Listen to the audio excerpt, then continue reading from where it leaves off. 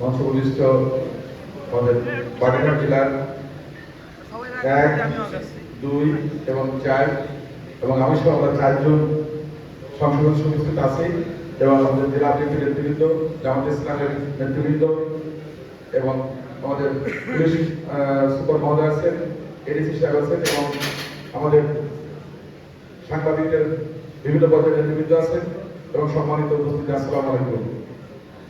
যেহেতু সময় খুবই কম, আমি শুধু এতটুকু বলবো যে আমি বাগেরহাটের মানুষ। আমি চেষ্টা করব আমাদের বাগেরহাটকে সবাই মিলে যেন এগিয়ে নিতে পারি। আপনাদের যে সুনির্দিষ্ট প্রস্তাবনা থাকবে সেগুলো আমরা কাজ করব এবং ইতিমধ্যেই আমরা চেষ্টা করছি যেন আমরা সবাই মিলে একসঙ্গে আমাদের বাগেরহাটের 9টা উপজেলা, 3টা পৌরসভা সহ সমস্ত এলাকায় যেন আমাদের রাস্তাঘাট, অবকাঠামো বা আমাদের যে সুযোগ সুবিধা সেগুলো নিশ্চিত করতে পারি। বিশেষ করে জলবায়ু পরিবর্তনের শিকার এই জনপদের মানুষগুলো যেন তাদের ন্যায্য প্রাপ্য বুঝে পায়, সেটার জন্য কাজ করবো।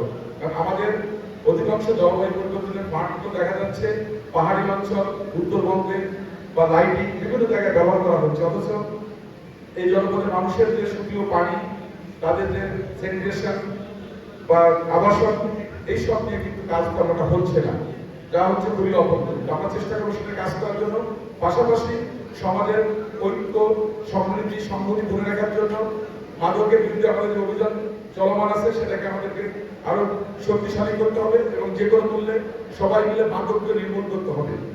দ্বিতীয়ত, আমাদের যে উন্নয়ন অগ্রগতি, এটার জন্য আমাদের সন্ত্রাস, দখলবাজ এগুলোকে আমাদের মুক্ত করতে হবে এবং এটার জন্য আমাদের সবাইকে আন্তরিকভাবে, নির্ভরভাবে কাজ করতে হবে। আমরা যদি শুধুমাত্র মুখে বলি, সেটা যদি বাস্তবতা না প্রয়োগ করি, তাহলে কিন্তু আমরা সফল হতে পারবো না। এই ব্যাপারে আমি আমাদের সহকর্মী যারা আছেন, আমাদের 3টে আসনের আমি সহ 4জন আমরা চেষ্টা করবো আমাদের দায়িত্বগুলো পালন করার জন্য।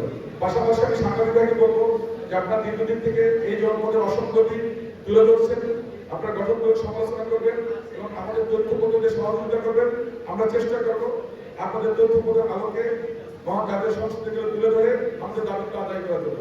আমি যারা আজকে উপস্থিত আছেন সবাইকে অগ্রিম বিদেশ শুভেচ্ছা জানাচ্ছি এবং বাকি সময়গুলো যেন আরো সুন্দর হয় সেই প্রত্যাশা থেকে শেষ করছি সবাইকে। আসসালামু আলাইকুম রহমতুল্লাহ।